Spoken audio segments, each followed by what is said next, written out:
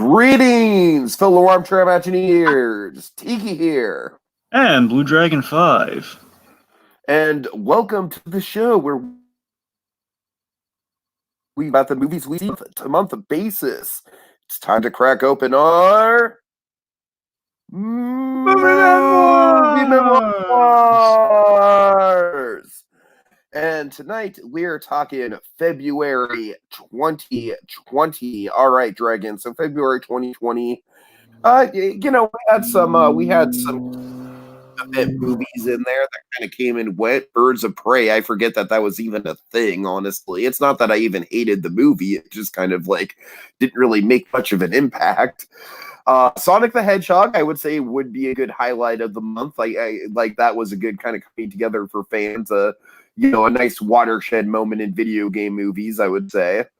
But other than that, Dragon, there's not really a whole lot going on this month. It was a quiet month. Yeah. But Dragon, there was a lot going on in the news. That there was. So much so we had to pare it down. We really did, folks. We could, honestly, we could probably easily do just a 2-hour movie news show for February movie news if we needed to. I mean, not even that we're not going to be able to talk about it, just to go over, what happened in February. I mean, let's see. Oh, God. There was a Super Bowl, which importantly, commercials. There were a little thing called the Oscars, so there was that. And a whole bunch of news. I mean, just to address the Oscars, I'm thrilled Parasite won. I think it went to the right film. I love that it's a watershed moment for foreign films at the Oscars. Moving on.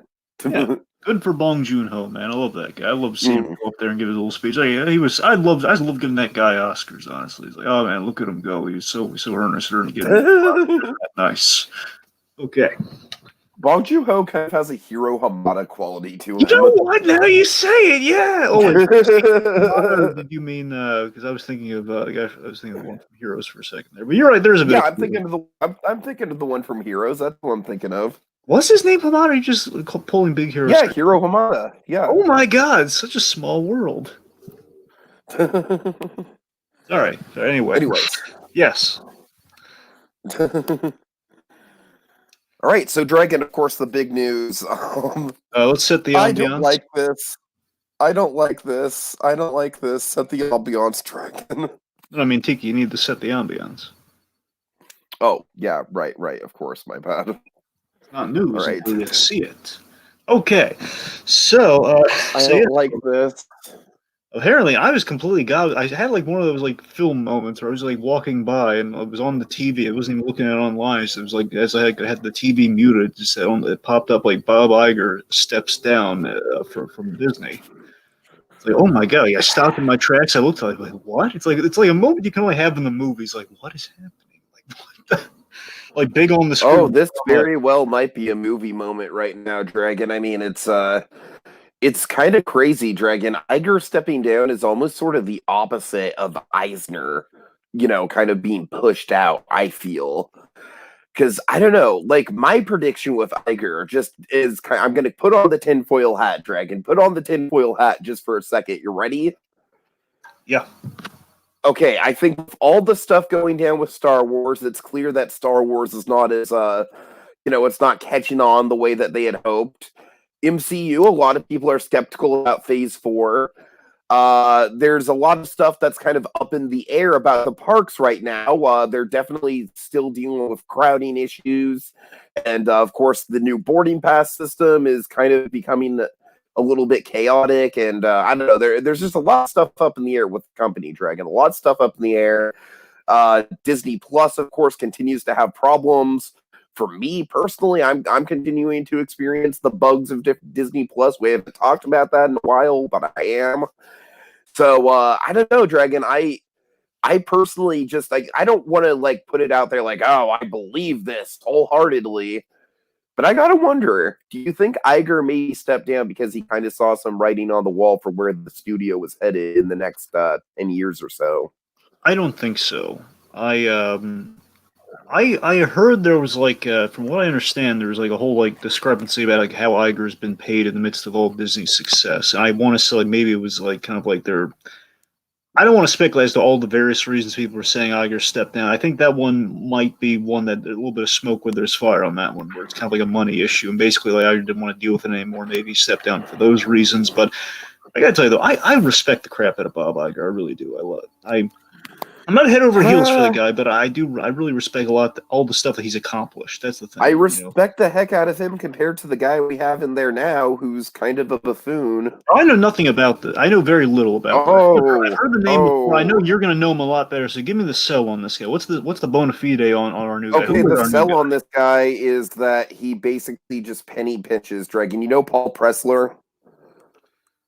From the Imagineering story, the guy that made the guy that made California Adventure 1.0 a thing. Oh, right, that guy. Okay, I got you now.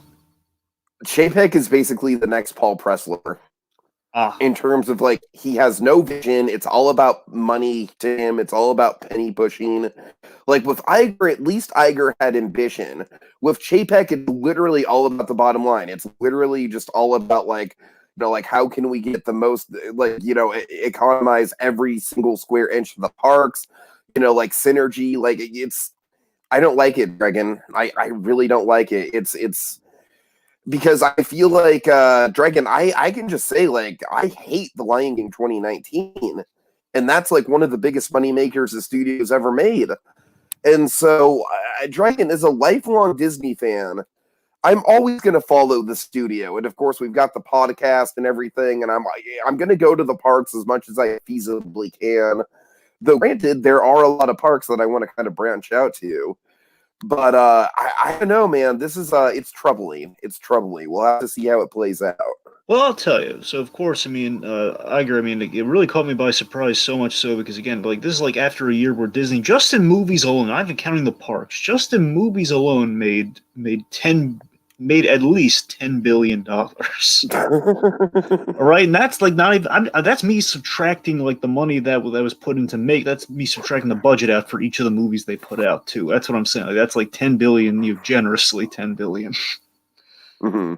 That's not like, that's a conservative $10 billion. That's what I meant. It's a conservative $10 billion. He made that for him just in movies alone, with like all the properties that he was the guy who essentially bought all the rights and all the properties, and that was kind of like Iger's big signature. And of course, I'm always going to be grateful for Iger for kind of help Pixar out a very fragile time with their relationship with Disney. Iger was kind of the savior. It's why I'm always going to have a little bit of respect for him for that. And then just all these other things, Iger's just kind of been looping into everything else. And Star Wars kind of had mixed results, but we can't argue with the MCU. But then again, Mandalorian. That's what I'm saying. That's why I can't really buy into all the tinfoil hat of it all, man. Because we have Mandalorian, and Disney Plus is going really well. And again, it's the MCU, man. I wish I could watch Disney Plus on my phone on a regular basis, Dragon. I'll say that much. All right. Fair point. I haven't watched it on a phone, so I don't know. It's a problem. Problem. Then again, you might be cursed. It could be you. No. Keep in mind, I just got a new phone, so it's not just the phone. All right, fine. Okay, I will say this though, with this Chapek guy.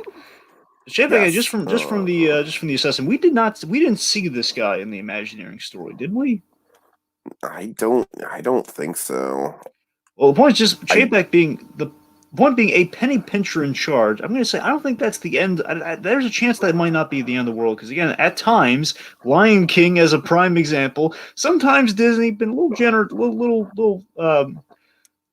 too spendy, a little too spendy with the money. It's like, do we really need really need a remake of the Lion King? Makes a lot of money. I'm not worried about it in terms of the film division because generally speaking, Dragon, I'm completely on board with you. I like to see smaller budget films being made. That's what I mean. But I'm very worried about it in terms of the park division. The park division is where I smell doom and gloom with Chapek. Well, I guess, look, optimistically... And that's where my heart lies, Dragon. You got to admit, at the end of the day, this is so you want to be an Imagineer. I'm always going to be a park guy first and foremost. Fair point. I guess optimistically, perhaps this kind of new position will give him kind of a little bit of perspective. Maybe he'll bring a little bit of the penny pinch into the movies. Maybe he'll see, hey, we're doing really great with the parks right now, especially with Rise of Resistance. Perhaps we'll keep putting money into attractions like that, and we'll expand. Maybe it'll change his tune again. I think you get a better beat on the guy than I do, but I don't know. There's always a little bit of hope. I don't know. I like your attitude. Chance. Right. Maybe not a good chance, but it's a chance all the same. All right, so. All we are saying is give Bob a chance. All right. Going from one Bob to another. Yes. They love their Bobs, man. They just can't get enough of Bob. God. All right, what's next? Next, we lost somebody this month. I mean, we lost a legend, a big legend. Name. Yeah, we lost the great Kirk Douglas, folks. Oh boy, Kirk Douglas. Dragon. When I think of this guy, I'm always going to think of 20,000 Leagues Under the Sea. First and foremost, he's an iconic part of that movie. I love him. Absolutely. You know what's funny? So Kirk Douglas, of course, Kirk Douglas, very famous. I love the story of his personal relationship with Walt Disney and how Walt Disney viewed him as a personal friend. Really? Oh yeah, you didn't know that? No. Well, I mean, I might be a little fuzzy on it, but no, I don't think I know this. What's the story? Yeah, generally speaking, Kirk Douglas is like kind of someone in Walt Disney's like social circles that he'd have over for like events and parties and stuff. And he would, him and his wife were friendly with Kirk Douglas and Kirk Douglas's wife. That sounds so nice. I just gotta say, it sounds right? so lovely. Right? Yes. Oh my goodness. So of course, Kirk Douglas. I think the landmark role, Spartacus, it's a big one. Oh yeah, sure, of course. So of course, speaking of which, I think the most pleasant thing I can ever think of with Kirk Douglas is a parody of Kirk Douglas is the Animaniacs parody. Short, basically, where they have Kirk Douglas as essentially as what I think is like Michelangelo did the Sistine Chapel? Yes, it's Michelangelo. Yes. Right, Michelangelo did the Sistine Chapel, and this hysterical runner. Basically, have like I believe it's Maurice LaMarche doing his Kirk Douglas impression. I think, yeah, it has to be. And it's just the Animaniacs giving him the business. Basically, there's this runner. I've been rewatching the Animaniacs because I got them for Christmas, and I've basically been kind of binging through them like on the weekends. I've been binging through them on the weekends. So basically, when I started, I think early on, like season 1, you get the Kirk Douglas thing, and there's this runner of kind of sketches where you have the shorts where you have the Animaniacs inspiring historical figures, and it's such an ingenious concept. And of course, this whole Kirk Douglas thing, it's always been wonderful. And I remember seeing Kirk Douglas kind of being taken to the Oscars a couple times. Like, he got like an achievement award a while back, and you know what, Kirk Douglas, gotta respect, he hung in there. Yeah. Oh, he hung in there big time. And I love that he made it through the decade. He made it through yet another decade. At least he got to see the clock change over, so to speak. He got to see we reached 2020, reached another O. He got to see his son regain his youth on screen. Yes, which is, oh god, it's so trippy. When how cool is that, Dragon? How cool and trippy is that? He got to see himself kind of regain his own youth too. If you look at Trumbo a little bit there too, which is it's even just even heavier. That's what I'm saying. Like, folks, watch the movie Trumbo with Bryan Cranston if you want to see a little bit more kind of the history and kind of the impact of Kirk Douglas within that story as well. It's like he's not there through the whole time, but he has this very he kind of helps kind of save Trumbo's bacon in a huge way. Point being, Kirk Douglas, he will absolutely be missed, and of course our thoughts and feelings are with Michael Douglas and family. So, of course, absolutely. All right. So, Dragon, kind of transitioning back into the MCU. Remember last month when I was like, Scott Derrickson is the perfect person for Doctor Strange 2 and no one else can replace him? Yeah, forget it. That Tiki was stupid. Yeah. That Tiki was not considering Sam motherfucking Raimi. Okay, now, to be fair, I want to preface this. Okay, the next two bits of news that we have are a little speculative. They're not 100% confirmed, but they're looking a little likely, if I'm being frank. The point being, they're still rumored, but heavily rumored. So, Sam Raimi directing a Doctor Strange movie, Dragon, I don't even want to dwell on this. Just yes, please. It's perfect. It's perfect. It is, of course, the obvious reason. Sam Raimi, he built himself up with horror, of course, horror comedy. Look at Evil Dead, and of course, I've refamiliarized myself with the Evil Dead franchise. Of course, I can only take mainly the second one and Well, honestly, out of all the movies, I've watched. I love the Evil Dead TV series and the third movie. Then I can take the second one, but again, this is we get into the whole gory horror movie thing, and I'm a little half. I don't think the first one is great, honestly, in my humble opinion. I know the second one's far better, though. My personal favorite one is the second one. Everyone loves it, and you're right. And that's the thing. I could watch the second one, as gory as this. Yeah. It's funny though. That's the thing. I can handle the comedy, and that's why I love the Evil Dead. Honestly, I think I love the Evil Dead series, the TV series, the most, because that's just it's Bruce Campbell back in the South. It's a lot of fun. I can watch all day, and anyway. The point being, quite fun, and right. Point being, Sam Raimi has a beat on that sort of thing, and he would be the guy to go to. But honestly, the reason Sam Raimi didn't come to anybody's mind is like they'll never get Sam Raimi. Like Sam Raimi hung it up with Spider-Man. Totally. He'll never do another one. Remember, it's been a while since Sam Raimi's directed anything. Is the last movie that he's directed Oz? Mm-hmm. Oz the Great and Powerful. He's produced some stuff, but that was the last one he did. Now, it's been a while. That said, I do want to air one concern with Sam Raimi. It's a minor concern, but it's a concern all the same, is that Sam Raimi with a budget can produce one of two results. On one hand, Oz the Great and Powerful. On the other hand, Spider-Man 2.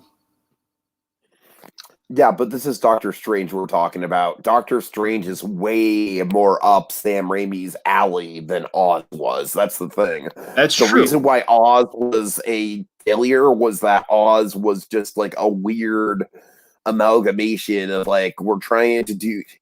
I don't know, man. Oz was just a lot of things. It really was. Here's the thing, I'm a lot kinder to Oz. It wasn't Sam Raimi's fault. Sam Raimi was a hired gun on that movie. Yeah, I'm a lot kinder to Oz the Great and Powerful. I got to admit, it's looking back. Are you familiar with Wicked Dragon?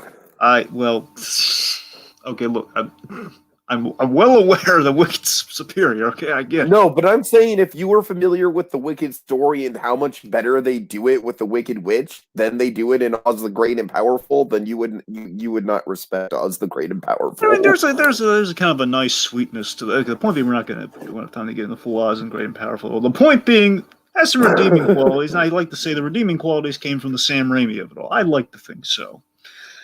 Right. But my point is, though, ideally, we're going to have like kind of a Goldilocks and the Three Bears principle. Where, Doctor Strange 2 would be kind of the just right principle. Okay, it's like just the right amount of budget. And again, maybe Sam Raimi's been out of the chair. He's kind of reflecting on things. Like the last thing he actually directed, if I'm being specific, was one episode of Evil Dead. So he's directed one episode because basically the Raimi family did Evil Dead, like Ted Raimi and some of the other Raimis. They worked on that, so it was very in-house with that production. The point is, they had all the trimmings of Evil Dead with Sam Raimi just kind of kicking things off, and then they kind of ran with it. And he produces it, so he kept an eye on it, but he wasn't there all the time, Mm-hmm. Anyway, I'm sorry. I don't mean to turn us all to Evil Dead. The point being, yes, Sam Raimi doing Doctor Strange 2 could be very good. If you're going to get somebody to replace Scott Derrickson, he would be a very interesting choice. Still, it's a little ambitious, though, because, again, with the multiverse, that could be really, really visually ambitious. So, again, fingers crossed. Dragon. Yes? Tobey Maguire Spider-Man cameo. It possible within this, yes. That's what I'm saying. That's all I'm saying. And again, with this whole Morbius of I it would all, lose my mind. And remember the Morbius of it all, with the Tobey Maguire Spider-Man having a visual cameo in that trailer, even. So it's maybe like a little crossover Doctor Strange and Morbius, like a little pop in his head out, like, "Hey guys, what I was missing because I was sucked into the Doctor Strange movie." Oh God. Anyway.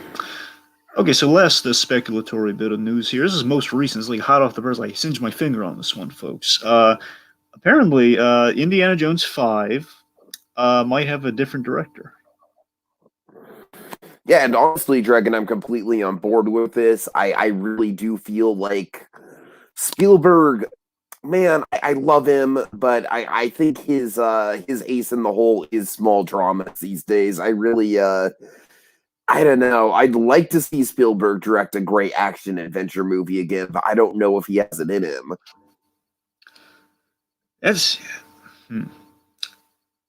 Well, you're kind of right about that. I really hope it's the case of like Spielberg. He probably just, as he tends to do many a time, he got busy with a lot of other stuff, especially in the kind of producing and of course he's got West Side Story coming out. Exactly, he's got West Side Story coming out, and that's the thing. I think Spielberg got busy as he tends to do with a lot of these projects, and then therefore kind of lands in somebody else's lap. I like to think. I hope he wasn't like scared off by the whole Indiana Jones 4 of it all. I like to think that is not the case. They were just like, well, then the 4 didn't go that well. I don't know if I want to come back to 5. I hope it's like there wasn't like a plan of that on the outset where, yeah, I'll do Indiana Jones 5 in quotes, and then we'll probably just going to get passed up. I like to think he actually wanted to do 5. But seriously, though, So James Mangold, though, in the seat. James Mangold in the director's chair. I do love that idea, though. I'm a little disappointed by lack of Spielberg, but Mangold, it's going to be pure Mangold. okay, if you want like a last hurrah for Indy, then Mangold is, I honestly think, probably better than Spielberg at delivering that. That's what I'm honestly. saying, man. If there's anyone who's like built up right now for like the kind of the last hurrah story, right? I mean, if there's any one man. Exactly, Dragon. Exactly. It's like a puzzle. I mean, again, Harrison Ford, if he wants to go out in style, I mean, again, short of getting someone possibly like a Clint Eastwood type directing, you got to go with Mangold. Mangold is the guy for like you want Logan, you want an Indiana Jones Logan. Screw Clint Eastwood. I love Clint Eastwood, but you know what? No, Mangold's the guy. You know, man, wouldn't that be? I'm not saying they should do it. I'm just saying, wouldn't it be interesting though if Eastwood took a stab at Indiana Jones? It'd be interesting. I don't know if it'd I'm not be saying good, he should. I'm because just saying it'd be interesting. films are very mixed in quality, and sometimes the hits make a lot of money and I don't like them, and other times you got a Richard Jewell that I really like and no one talks about. So I don't know. Clint Eastwood has a weird filmography. It's a big takeaway, though. James Mangold in the chair is really good news. Could be like the ultimate last indie hurrah, and ideally, like if Disney's smart, we're gonna cap it off It'd be there. an indie hurrah that feels like an indie movie. Yes. Okay. All right. And that was the news. The news. Okay. Time to get into TV talk. Yeah. Oh boy. All right, so BoJack season 6B. Don't want to spend a lot of time on this because we already talked for we already did a full podcast. But Dragon, I'm just gonna say like season 6 as a whole was just narratively brilliant. It was literally structured as an up and down roller coaster. Just like the first part was the climb. Like getting BoJack to this point of self. The second half really was just a free fall. And man, the view from halfway down, I think, is pretty much cemented as the best episode of BoJack as far as I'm concerned. That Tucci line, man. That Tucci line. Right. There is no other side, BoJack. Oh God. This is it. Oh God. Anyway, so I'm marveling at Tucci right now. But no, seriously. So BoJack, season 6 part B, finale to BoJack Horseman, of course, continued to. Basically, I think I'm still in love with BoJack for its later seasons. How we're evaluating kind of the culture we're finding as Hollywood evolved. It was reflected within BoJack, like kind of the call out culture and kind of the increasing kind of Me Too stuff. We reflect that in the show very well, raising the big questions that aren't being talked about in life right now. With all that, it's quite fascinating.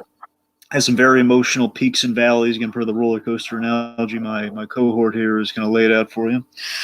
Again, just BoJack is spiraling downward. I love how he loses pieces of himself. He's asking himself the big questions in the ultimate penultimate episode with the view from halfway down. Kind of ultimately landing in the big question of like, what happens if there's no hope, and if there's no hope or no cure-alls in this life.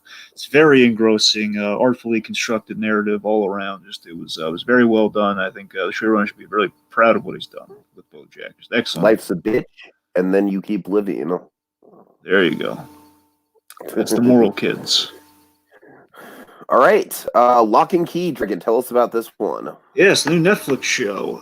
So Lock and Key. So for those who may not be aware, there's a series of graphic novels, Lock and Key, which basically this series adapts. Joe Hill wrote these novels, these graphic novels. It's been in the works for years. Apparently, it's supposed to end up on Hulu, but then there's some sort of basically, it's been in development heck for a while. I don't know if if Netflix fought for the rights against Hulu, or if it just kind of like yet again was put on a shelf, therefore landed on Netflix's lap. But basically, definitely through the Hulu development time. I don't know if it was since the beginning or not. But Carlton Cuse, our boy, Carlton Cuse, is the showrunner of the show. He's one of the 3 showrunners, but he was the guy championing it from the beginning, though. So Carlton Cuse was attached to this thing for a long while. And boy does it show, Teague. This is why I highly recommend this show to you. Boy, does the Bates Motel show in this wonderfully. There's a lot of you can see the DNA of there's some fingerprints of Bates Motel goodness that we love. Of course, just to cite a few here, iconic houses, basically houses with kind of like a story. Yes, of course. Characters with secrets, and just kind of like a secret narrative. There's definitely a mystery vibe to the whole thing. We have a coddling mother, Dragon. Do we have a coddling mother? Give me coddling mother. Little bit, but the point being, there's kind of there's a mother thing in this show. So, but yeah, there's definitely okay. So here's the thing: we moved to a new town, just like the Bates Motel. We're moving to a new town after the loss of a father, the murder of a father too, and it's a murder of a father. And we have a very Dylan Massett character in the older brother character. I mean, very Dylan Massett-esque. And honestly, the relationships do feel a little dilemma-esque. I got to be honest. The relationships feel very Bates Motel-y. The point being, this thing's coursing with wonderful Bates Motel goodness, which elated me. But the premise is very simple. Okay, the premise is this. The Locke family, their name is Locke with an E. The Locke family, they're moving to their family home. Carlton Q show. Yep. That's great. Okay, so the Locke family. I don't want to spell out why that's great, but yeah, Locke. They're moving to their family home in basically the descendants of their family own this really big house, a really kind of big mansion, Bates Motel-esque house, big old house, old school house in Massachusetts. So they're moving to Massachusetts after their father is murdered over this key mystery. Basically, the father works as a guidance counselor at a high school, and basically a high school student that knew the eldest son. Mysterious circumstances, bursts through the door one day and asks for answers, and then he just kills him.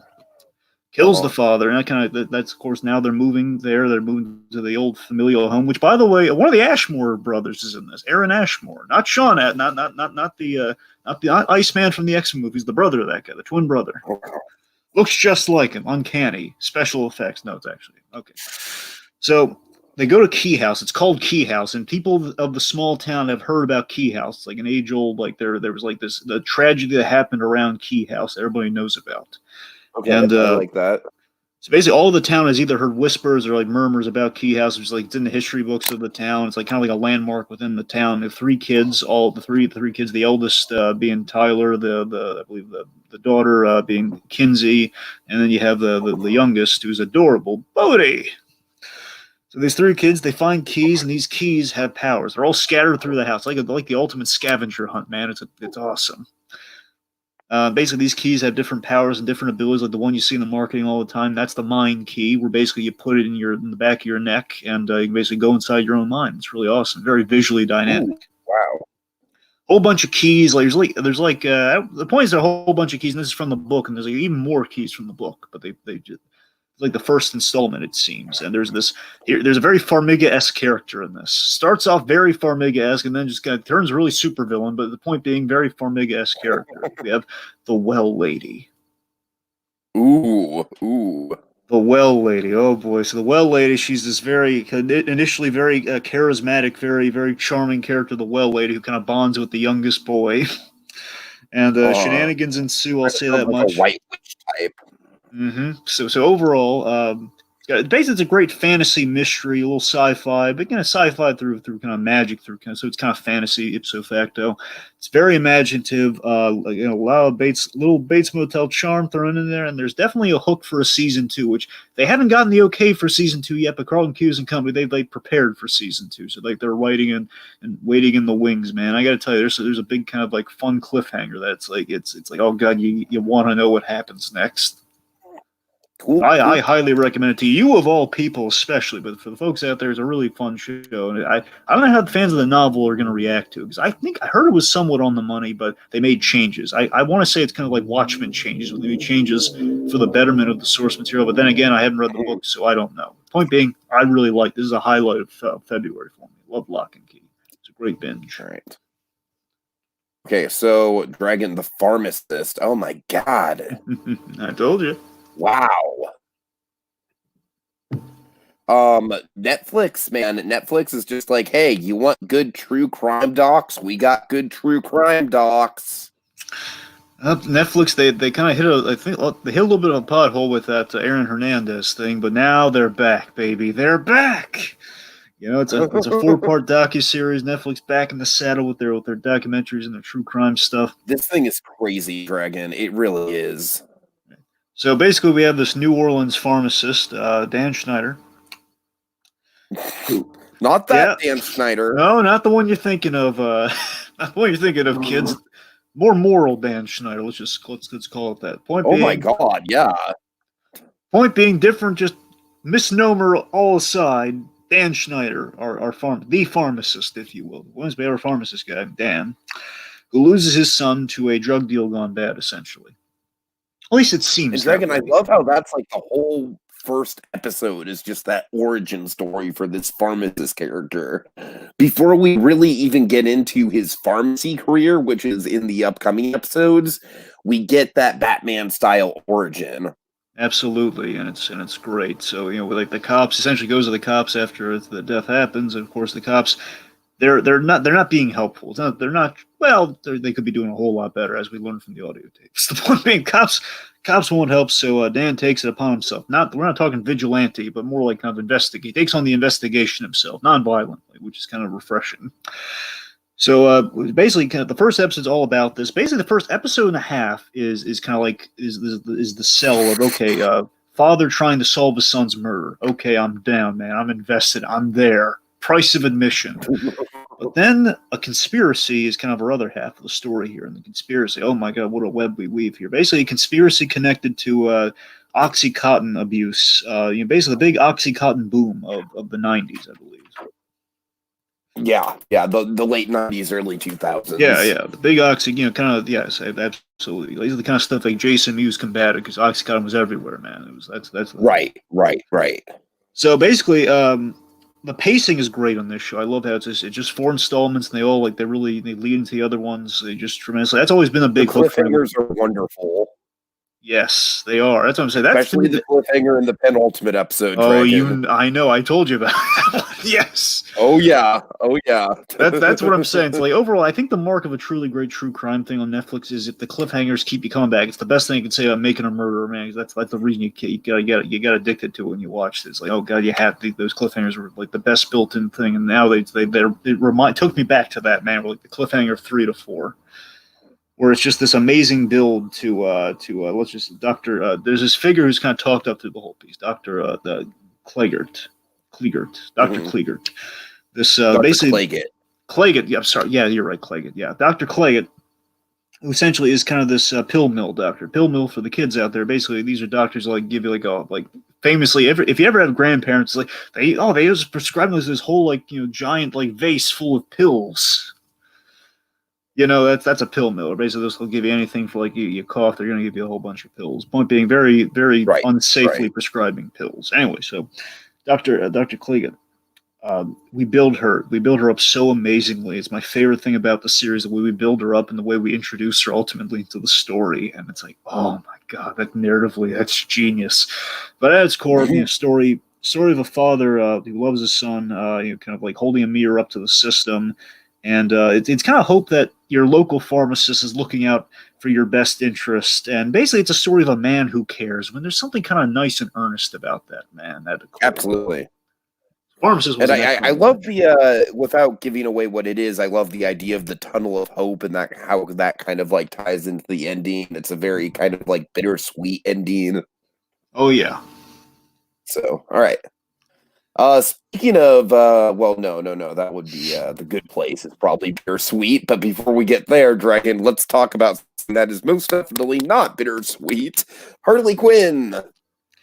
Yes, the Harley Quinn anime. I saw the first episode, and let's just say I very much want to watch the rest of it. It's just kind of a matter of finding time to sit down and binge it. But Dragon, man, it just seems like it's out of control. It really does. Yeah, but you saw the first 2, didn't you? Oh, yeah, you're right. The first 2. Yeah, because I saw the Bane one. Yeah, because 2 was the hook for me, and that's what I recommended to you. That's the whole Bane of it all. Right, yeah. I'm going to blow up this bar mitzvah.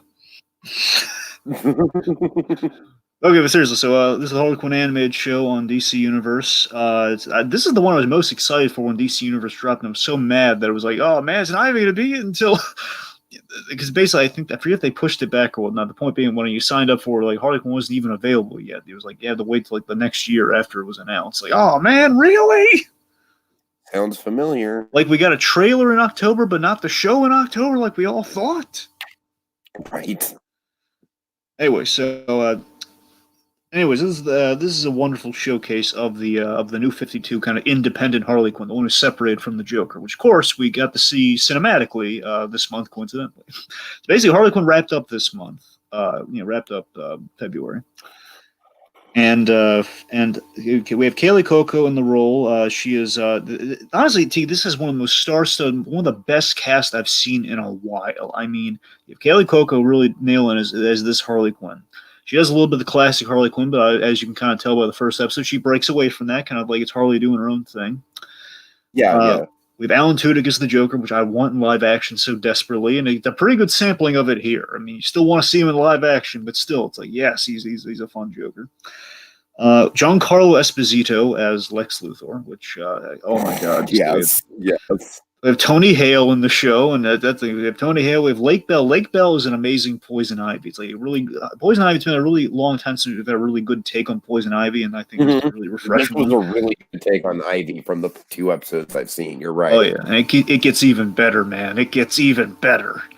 Of course, Ron. Here's the you haven't gotten to this guy yet, but Ron Funches as King Shark. Oh my God, King Shark is We've had 3 iterations of King Shark in terms of King Shark being adapted. We've had him in The Flash.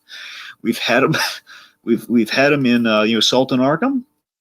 And we've had him here, and all 3 are fantastic, and really just are just huge highlights within each respective series that they are a part of.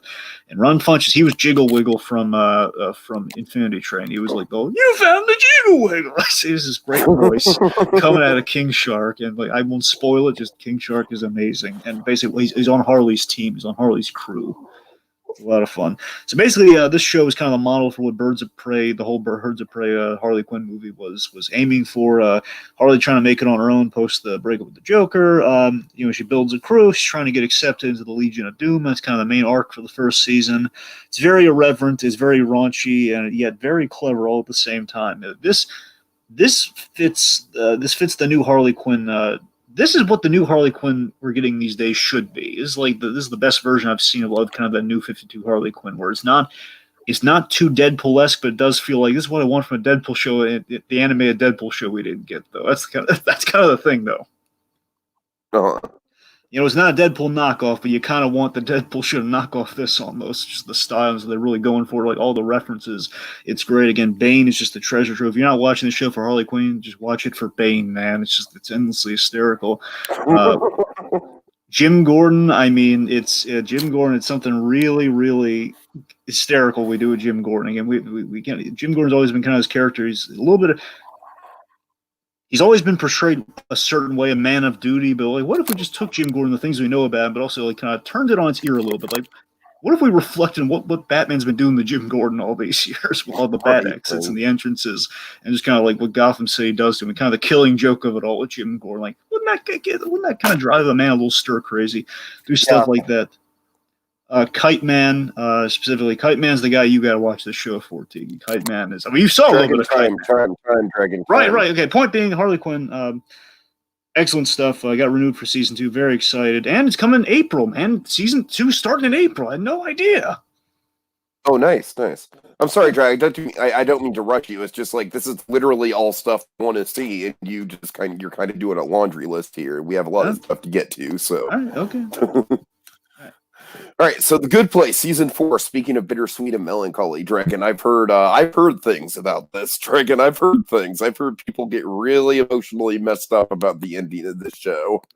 I gotta tell you, man, The Good Place. That's one you should absolutely binge on Netflix. Once the 4th season's up, man, you should watch it. This is Mike Shore did this. Mike Shore's the guy behind. He started on the Ted Danson show, right? Yes, this is the Ted Danson show. Yes. This is Mike Schur. He's been on a roll lately. He started in The Office. It was Dwight's cousin Mose, and point being, he was a writer on the show, and he's show running his new shows like Brooklyn Nine-Nine and Good Place, and it's just, oh god, he's been on fire with just he's hysterical. Not only the difference is Brooklyn Nine is just pure hysterics, where Good Place is kind of has everything I've heard about it is it's kind of like a kidding level of like, oh man, it's funny, but it's also like very, very thought provoking. You know? Yeah, a little bit like Kidding meets Brooklyn Nine-Nine. It's a little bit of both. You know, it's like kind of a proper mixture where it's very thoughtful. It's thoughtful yet heartfeltly funny. You know, it's basically this season, the fourth season, without giving anything really away, is that the crew's trying to fix the Good Place. The Good Place had an inherent flaw, we found out within the series, and basically these guys it's kind of a last ditch effort. We're going to try to fix the Good Place before, so basically we can prove basically what the whole series' premise is, that bad people can become good people in the afterlife. That people can be redeemed in the afterlife. That's the whole premise of the whole series. And Good Place, again, it manages to pull off, essentially the whole series is like kind of a 2-season premise, yet the storytelling was so well conceived, so well done. It's like it kept going and you didn't mind that it kept going. It's like if only Arrow could have cracked the code on this, which is also wrapped up, but I'm not going to bother talking about it. Anyway. Wow, that bad, huh? No, look, I want to be clear. Season 8 was an improvement, but we talked about Harley Quinn too much already. I don't want to get into it. Point being, one of these days I might have to sit you down and tell you all about it, but we're not going to do that right now. So, storytelling just amps itself up, like throw like a lot of wrenches in the story, like, oh god, conflict after conflict, but it leads to a very satisfying, very emotional ending, and it was a perfect end for the show, I feel. All right. So Ted Bundy falling for a killer. Dragon, I gotta say, man, I've gotten my fill of Bundy. All these Bundy documentaries or whatever this is, I don't know, man. So here's the funny thing. I mean, Bundy's been having a year, hasn't he? You know? Oh, that feels dirty to say, but yes, kind of. Yes. Bundy's been like getting so many Ted Bundy things. You know, just again, a part of me feels like, you know, for us, it's been such a long time since we had really serial killer based things, hasn't it? It's been like a while since we've done real like, you know, serial killer adaptations and such. And you know, Dragon, it's without getting into it, I think it's kind of a sign of the times. You know, it's I'm not saying we're all serial killers. I'm just saying there's a lot of pent up tension in this society right now. So sure, I'm not surprised that we're kind of like looking into the more seedier sides of humanity for our entertainment. Well, anyway, so this is the Amazon. This is on Amazon. This is their documentary. So basically, they're showing Netflix has a documentary series on Ted Bundy. Well, we're gonna have our own. Oh god. And they do. And basically, now here's the slant. This is the interesting slant about this one, though. Okay, so you know, we're taking this documentary takes advantage of the way the culture is kind of the whole paradigm where we're at now is shifting in how we're telling the famous story. Because Ted Bundy story is like, we all know how the story goes. We've seen a movie of it. We've seen a docuseries of it. We know how the Ted Bundy story goes. We know all the big beats they hit, but what we haven't gotten is the perspective of kind of the females involved in this story, like the victims, the surviving victims. You know, Liz Kendall, you know, the girl from you know, the girlfriend who had Ted Bundy under her nose the whole time. Yeah. Basically the women of the story. So that's kind of the interesting. Basically, it's imagine women telling a Jaws story. It's women telling Jaws stories. Huh. That's kind of what it is. That's good. That's good. Okay. So it's an interesting slant on the narrative. The biggest, I won't bore all the details, but essentially, like Liz Kendall tells her source. If there's anything left out from the Netflix movie that was made with Zac Efron, where basically, you know, we have like it coming from the source herself, so like no room for misinterpretation there on that one. Sure. And we get to hear from her daughter all grown up, which is really interesting. Molly Kendall. So remember the little girl from the story, like she's all grown up, giving her take on the whole Ted Bundy affair, which is really interesting. Really, there were some haunting accounts throughout this whole thing. Her accounts are the most chilling to me. Oh wow. So we're filming. Basically, I think this doc series, it's like 5 episodes, like a limited series. I think it fills in the blanks quite nicely. And again, it kind of makes sense in kind of like a post Me Too era. The kind of if we're ever going to approach the Ted Bundy affair, I think now might be the time to do it, but maybe not as often as we have done it within this year and last. Yeah, it's getting a little excessive. Because if you look at like this, and if there were nothing else, like okay, there's they had an interesting slant on it, but then again, it's like I think Zac Efron was the better. Look, the Zac Efron version was probably the best slant out of all three, if I'm being fair. But anyway, all right. Okay, so Marvel's Runaways season 3. This one will not go long. So Marvel's Runaways. So now the defunct Hulu Marvel shows, which are no longer happening, unfortunately means the Howard the Duck animated show Kevin Smith was involved with is an unfortunate casualty. Yeah, that's a shame. Still feeling the burn on that. That's the second really cool Marvel show that's been canceled in a couple of years. That and the Donald Glover Deadpool show. Yeah. That wound still hurts. Anyway. Right? No, the Howard the Duck one hurts me, man. I do. And again, I still hold that hope when they do that Howard the Duck documentary, we're going to see some footage that Kevin Smith might provide him with, if he can. I'd love to think that we're going to get some stuff from Kevin Smith on that one. Anyway. So, basically, Runaways, as I remember telling you about Runaways a long time ago, Marvel's Runaways in short for the kids out there, like Runaways, which now is on Disney Plus as well. So now the kids can watch it, even if they don't have Hulu. If they have Disney Plus, they can watch it there. And season 3 is coming, so you can watch it all on Disney Plus. But basically, this is the show that got better as it went along. After the first episode, I remember telling you the first episode is terrible until the very ending. It's just the slowest thing you've ever watched. It's like, oh God, it just keeps going. Until the ending, which is the ending is the sell. The ending's like, okay, you raise an eyebrow at the very end. It's like get the cookie at the end of the rainbow. It's what the pot of gold at the end of the rainbow. You get rewarded after all that sitting. Where it's like, okay, the parents are up to the really shady stuff. They do something really like eye-catching, which of course is the whole premise of the book. At the very end of the issue, the first issue, parents do something, and then they become runaways. Now, the first season elongates that, but still, it's like we're building up like there's a trust in the parents. They don't know how to feel about what they saw their parents do. But importantly, season 2 is the best thing of the Runaways because they actually become runaways at the end of the first season. So season 2 is all of them being runaways and dealing with the ramifications of our parents are the bad guys. How do we deal with this? They had these fraught relationships with their parents who were like, we're bad guys under their noses the whole time. So season 2 is the best season of the Runaways, no question. So you can imagine I'm going into season 3 with that principle. It gets better as it goes along. Look at season 2. I give the season 3 not so good. Ooh. In short, season 3 it peters out really quick. That's the problem because basically we continue where season 2 left off, and it finishes up like halfway through, and then they ran out of story. And basically, it's a kind of a blending of okay.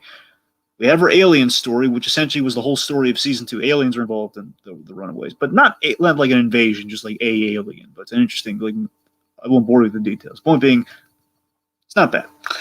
So essentially, we replace the aliens plot once we deal with that like halfway through and do like alien possessions, and it's kind of weird. And it's kind of hokey. It's like I don't know about that. Basically, we couldn't afford Julian McMahon, the guy who played Doctor Doom in the Fantastic Four. He was great in the show, by the way. The guy who played Doctor Doom in the original Fantastic Four movies. He's really good in season 2. He's in season 1 and 2. He's great. They couldn't afford him for 3, I guess, so we had to write him out. And then halfway through, they do magic all of a sudden, which is it's not great. The magic stuff's not great. It's not. I have an offensive name for the villain, but it doesn't matter. She's really unmemorable. I might tell you it off air anyway. So tonally, the point being, this season's riding the MCU's coattails, but not in a good way at all. We're basically, okay, we're doing aliens, and we're doing magic. When they do magic, they do the Doctor Strange thing. We're using dark magic, so it does like the eye effect that Mads Mikkelsen had as Caecilius. Remember the whole like the weird the Dormammu thing? Yeah. So we're doing a little bit of that then. But in short, the best part of season 3 is the crossover with Cloak and Dagger. And Cloak and Dagger, first season of that show, I really did like. Second season, I couldn't get through it, so I didn't finish it. But point being, Cloak and Dagger showed up, and it was quite nice, and that's like the only reason to watch season 3. Hey, a little crossover action. It's only one episode, too, folks. And they marketed the whole thing on that crossover, so that's what it is. All right. What's next, Dragon? Okay, lastly, for TV, they got to have us. So this. So this was my Black History Month watch. So they had a few things for Black History Month up on Netflix. I tried watching the Malcolm X thing. I got halfway through, but it just lost me, and I just like the gas ran out of the tank on that one. I'm sorry. It's like, well, who killed Malcolm X documentary? And I thought it was gonna be a lot better than it seemed like another true crime thing, but it petered out. But however, I did run across this. There's only 3 episodes. They Gotta Have Us is a 3-part BBC. Based on the BBC, they had this 3-part special about about Black Hollywood. It's called Black Hollywood. They got to have us. Or basically, it shows the whole evolution of Black Hollywood. Okay. And we see the whole thing's framed around the Moonlight Oscar. The whole thing starts with like the Moonlight Oscar. Oh, really wow! Okay. That's really clever. And basically, we kind of look at like how it's kind of changed over the last couple decades, and we look at the history of it too. And my favorite thing in the whole piece, Tiki, is it's all on Netflix too. So if you wanted to watch it, it's like 3 hours. It's like an hour a piece for like 3 installments, I think, maybe even under an hour. And my favorite thing in the whole thing is we cover Sidney Poitier. I love when we cover Sidney Poitier, and we cover something I never imagined with Sidney Poitier. I feel stupid for never thinking about it. Sidney Poitier, he had such a burden to carry because he was the representation. If he screwed up one iota, they would have been sent back. And I was like, oh my God, I never thought of it that way. Like when he was giving his big speech when he got the Oscars, like imagine all the pressure that's on him when he's giving that Oscar speech. And of course, with the framework of the moonlight of it all, kind of interesting. So we cover a lot of the highlights. Get Out. We cover. Don't forget to cover Black Lightning. John Boy. This is the thing I thought you'd appreciate, Tiki. John Boyega's in the documentary, and we cover and he talks about the first teaser for A Force Awakens. So basically, we hit it right on the money when we did Black History Heroes. Okay. With that. He had the same reaction we did. He said exactly what. Yeah, Dragon, you're selling me on this. I'm definitely gonna have to check this out. Like Lawrence Fishburne has a really great bit, and the point being, we cover Fishburne, we talk about Denzel. They can't get Denzel, but we talk about Denzel. The point being, it's quite fun. It's a short, it's a relatively short watch. It's a lot. If you're gonna do anything for Black History Month, I'd do this personally. All right. Okay, let's get to the February 2020 movies. Yeah. Birds of Prey, that's a movie that exists, apparently. You want to fact check that? Let me check, and yes, it does exist. Okay. Dragon, here's the thing about Birds of Prey. I don't really think it's a bad movie. I do think it's a step up from Suicide Squad. But man, there's a lot of there's a lot of like stumbling blocks that could have made it better, honestly. Yeah, Birds of Prey. It's got good ingredients. It's just the way that it's cooked that's kind of off. I mean, it was always a bad sign. We had Birds of Prey and the fantabulous emancipation of one Harley Quinn. That's not a good sign. When Harley Quinn gets more of the title than the name Heroes. But I gotta tell you, Birds of Prey, it was better than I thought it was going to be. I agree, it does have its moments. Specifically, I think it's a great action movie. For example, the action is fantastic. They have the John Wick guys in on the action for the staging, apparently, which kind of explains the mystery there. I will watch this movie just for the pop gun scene, man. I love that pop gun scene in the GCP. It's my favorite part of the movie. Love it. But again, basically they made an attempt more than I expected them to. But again, at the end of the day, folks, try as they might, it's still a Harley Quinn movie featuring the Birds of Prey. It is not a Birds of Prey movie. Yeah. And now I heard they backpedal, and I heard some theaters now retitling Harley Quinn and the Birds of Prey. It's like, come on, guys, really? Now you do that? It's just stupid. Now it's... now, truth in advertising, because mainly they don't want the whole long title. They have to shorten it to what it is. Okay, Harley Quinn. We're selling the movie on. Well, why didn't you do that in the first place? Yeah, and I always viewed the movie just as a Harley Quinn movie, and I don't really know all that much about the Birds of Prey. So, in that regard, I feel like my expectations were, just a little bit higher than they were for you. They were, honestly. And again, they made a genuine attempt with one very notable exception.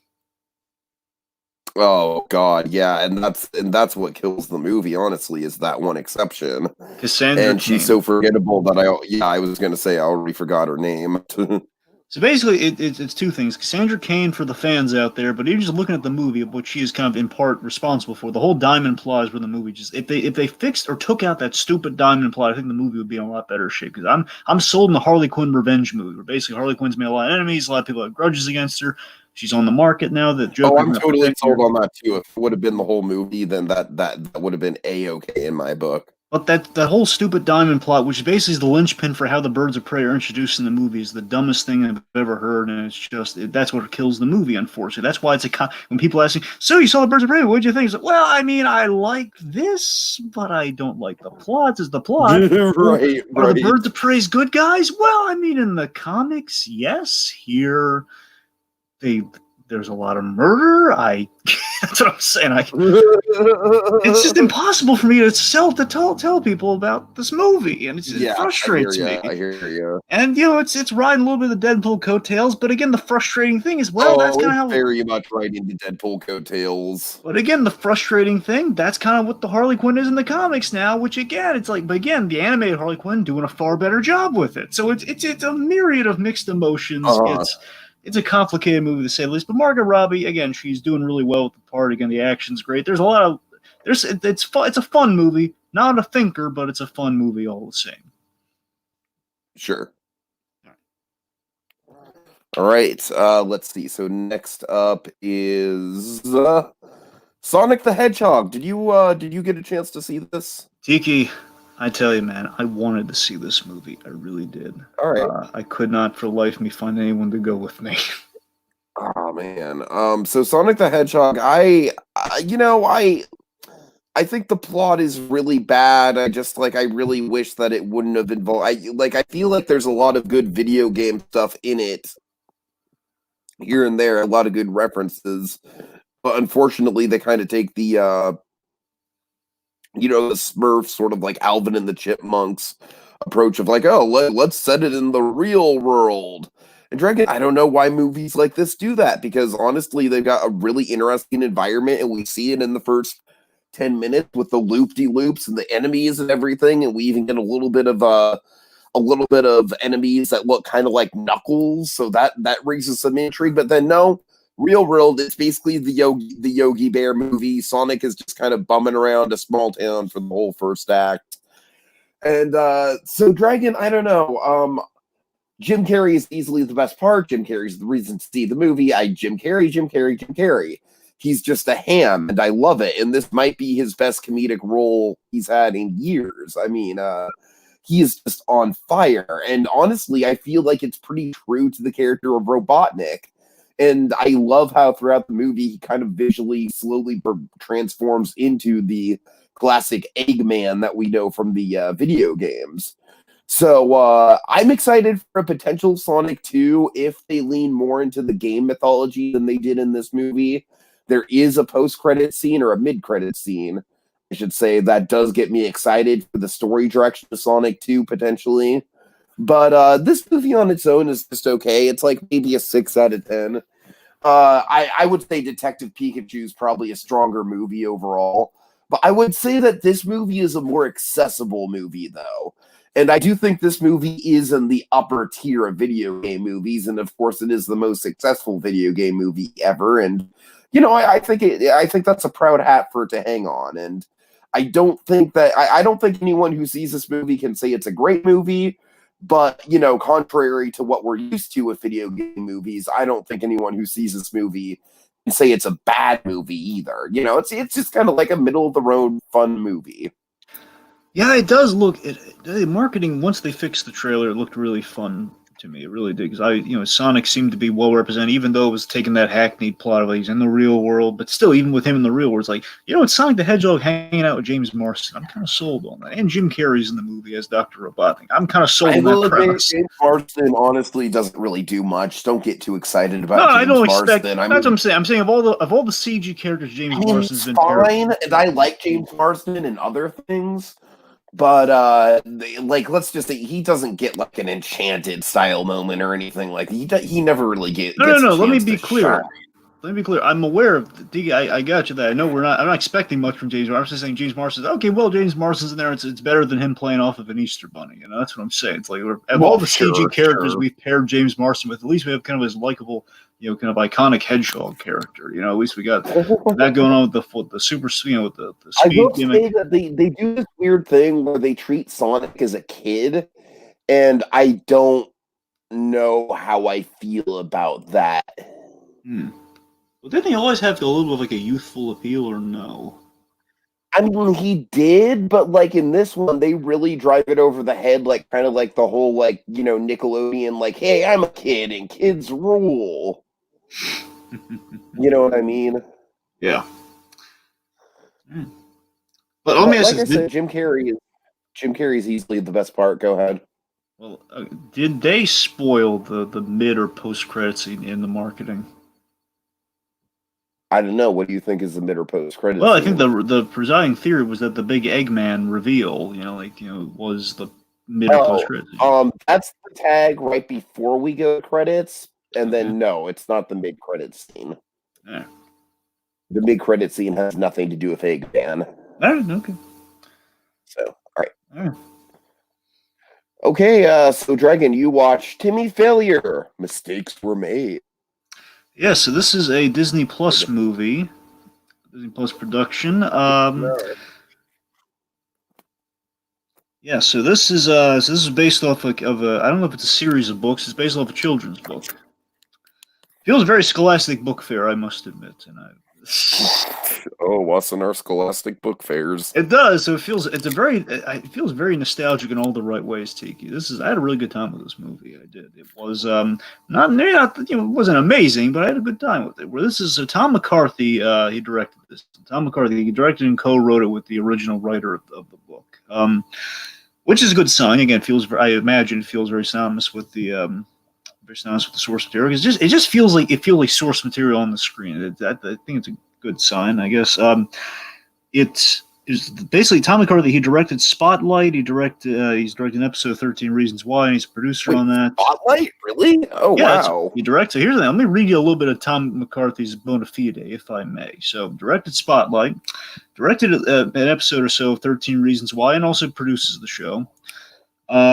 Here's a big one. Not the main writer, but he was one of the writers on Up. That's right. And did the show I talked about last month on Movie Memoirs. He created and show ran, and I believe directed, or if not wrote, a few episodes of The Loudest Voice in the World, the thing on Roger Ailes with Russell Crowe. Right. Guy's good. Okay. It's really good. So basically, in short, this is basically, it's a kid who thinks he's a detective. He's got a vivid imagination and an imaginary polar bear sidekick. And let me put it this way: I think the CG, because it's imaginary, it comes off a lot better than the reindeers are supposed to believe are there from Noel. So at least while Disney Plus on a budget with the CG, God. At least it comes across a lot better here than there. Let's see. Basically, the whole thing's kind of an allegory for a kid. As we learn early in the movie, this is a kid whose father walked out on as a baby, practically. So as a really little kid, and basically the whole the imagination, the bear is kind of a fill-in for the father ultimately. He had to become the kid's the kid's really good in the movie too. The kid essentially he kind of becomes the man of the house, but again, as he defines the man of the house, where basically he grew up really early on in life. He has this really kind of grown-up mentality, because again, he's like a hard-boiled detective almost. He's very much like a very militaristic detective almost.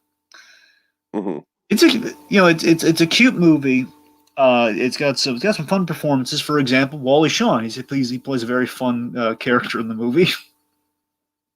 Nice. Yeah, Wally Shawn. That's always a sell for me. That's always a sell. And not just that, he's like a big character in the thing too. He's the teacher for the kid, and basically the teacher. Okay. With that alone, I gotta see it.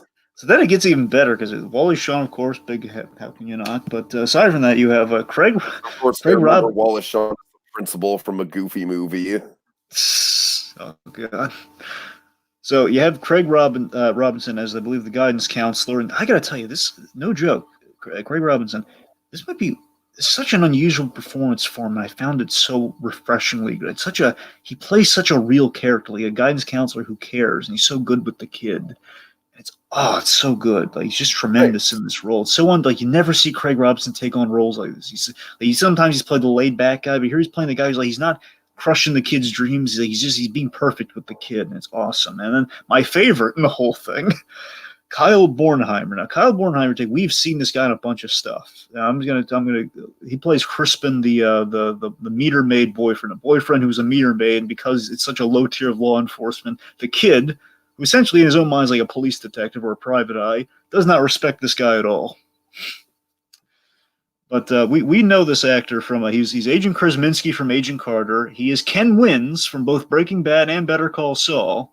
And he pops up in a number of things. He's in Brooklyn Nine-Nine. First of all, I totally forgot that Krasinski was Ken Wins. That's crazy. I know when we covered that Better Call Saul, I blew mentioned that. Like, oh yeah, Krasinski.